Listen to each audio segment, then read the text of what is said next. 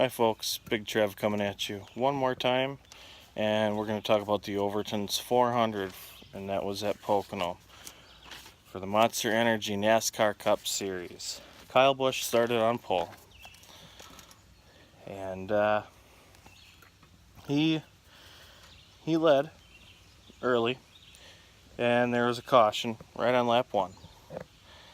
Matt Kenseth spun in turn 3, and Austin Dillon had damage, Danica Patrick, Paul Menard, Matt DiBenedetto, Chris Buescher, Eric Almirola, and Michael McDowell.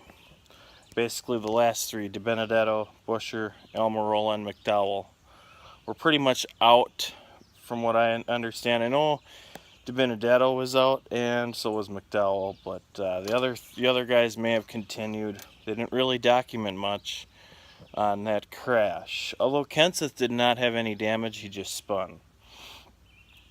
So there was a lot of mud and dirt on the track from that incident. And from there they had to clean up the track. And we restarted on lap 8. Kyle Busch was the leader. And all of a sudden on lap 13 they throw it to the pits and Martin Truex. It's been documented that Truex has a voltage problem. And then we already saw guys pitting on lap 18. Remember, the first stage 1 and 2 were 50 lap stages. So they were trying to short pit and make it to the end of the stage. So there was various strategies at Pocono once again. And I did like that, but we didn't have yellow fever like we had last year. So Earnhardt Jr. was too fast on pit road on lap 24. And that was under green, so he kind of did himself there. Stenhouse did not pit, and he sees Ricky Stenhouse, a couple other guys, and Jones were on a different strategy. I think it was Jones, but Stenhouse was on a different strategy, and he went as long as he could before pitting on lap 37. So he went the maximum fuel window where the other guys short pitted early as like they would at a road course. I know it sounds confusing and weird, but that's how they did it. Lap 50, stage 1 winner, Kyle Busch, and that was the second caution.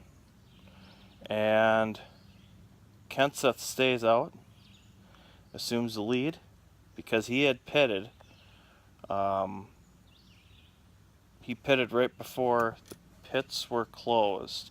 So again, more strategy, and because actually no, he didn't pit. I'm sorry, he did not pit before the pits were closed. He pitted on lap 6 or lap 7 because he had that spin. So his misfortune made him the leader. I know it seems weird. So then just 2 laps into it, the third caution comes out. It's 2 laps into stage 2. Jimmy Johnson spins and hits the wall off turn 3, and he is out, done for the day. Kyle Busch, then we have another race restart, and Kyle Busch is the leader then, and right after that restart, Blaney had a fender rub and he had to pit twice under green, and he was a few laps down. So that was a misfortune. The 4th yellow came out for debris. The field pitted. That was around lap 70. 2-tire pit stop. Kozlowski and Jr. So they wanted track position. And Austin Dillon stayed out, assumed the lead.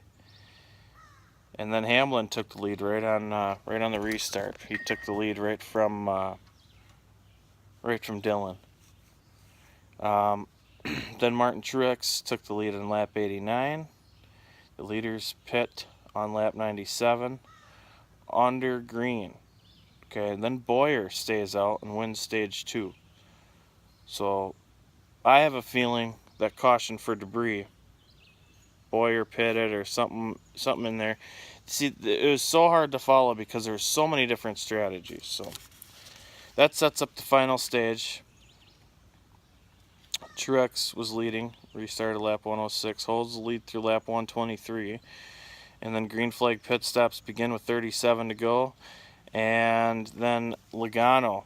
This is where it really, really, really turned to be for the worse for him. Joey Logano was too fast exiting pit road on lap 126. Now this is under green. I'll mind you, this is a green flag pit stop, so he's too fast. The penalty is if you were speeding, whether entering, whether leaving, uncontrolled tire, does not matter. Under green, the penalty is you have to come back through pit road at pit road speed. Well, while serving his penalty, he came down pit road, pulled into his pit stall, they gassed it up, and he pulls out and leaves. Refueling is not allowed on a penalty stop. So he had another penalty. He had to pass through pit road. So this puts him about 3 laps down, and at this point, you should read the fine print. I knew that was not allowed. I mean, when you're serving a NASCAR called penalty, you cannot service the car. You have to pass through. If it's a pass through, you have to pass through pit road without speeding. Otherwise, you get another pass through. And after that, you get a stop and go. So that's where you have to follow NASCAR rules. But that's just too bad. So on lap 136, then after all that happened, Kyle Busch pits. Brad Keselowski was the leader with 20 to go, or 19 to go. Keselowski and Jones pit, giving the lead back to Hamlin, and then Kyle Busch, whatever adjustments they made on his car, even the broadcast documented, he was on fire after that, and he took off, and he got in the back of Harvick there, and I thought it was a bump and run, but Harvick just lost it going through the corner a little bit. He got a little loose when Kyle Busch was behind him. Kyle Busch bumped him, and Harvick moved up, and then Kyle went under, and that was pretty much it. And for the Toyota's 100th win, that's good for Kyle, his 39th win, and his first win at Pocono, so congrats to Kyle. You'll see the results, the top 10. We only had 5 cautions in this race. We had 16 lead changes among 9 drivers. Because the race went green so long, we only had 16 cars on the lead lap at the finish. So that was a little bit strange compared to last week. I mean, we only had 5 cautions, and last week we had 14. So that was really different. Now with Kyle Busch winning, this tightens up the cut line. All right, so you've got 13 different winners this season. All right. So Kenseth's on that bubble. Matt Kenseth is. Kenseth needs to get a win to basically guarantee him his spot in there. It's not too good looking for him. Right now, Truex still leads the playoff points. Jimmy Johnson second, Kyle Larson third, Brad Keselowski fourth, Kyle Busch fifth with his win. Ricky Stenhouse sixth, Harvick 7th, Blaney 8th, Hamlin 9th, and Kurt Busch still 10th. So that's how the points are looking right now for the playoffs.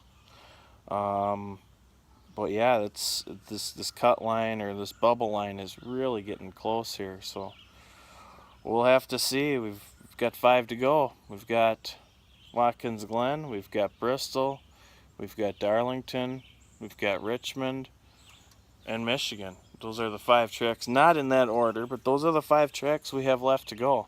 All different tracks, and who knows what could happen next week when they go to Watkins Glen. So before I close this out, I just want to give the NBC broadcast rating a 6 out of 10, and that's because of not enough intervals being shown on the screen. However, the commercial time has been greatly improved, so I appreciate that, and so do a lot of other fans. The next race, again, is the I Love New York 355 at the Glen, and that's Sunday, 3 Eastern on NBCSN. That's all I got for you. I'll talk to you after the Glen.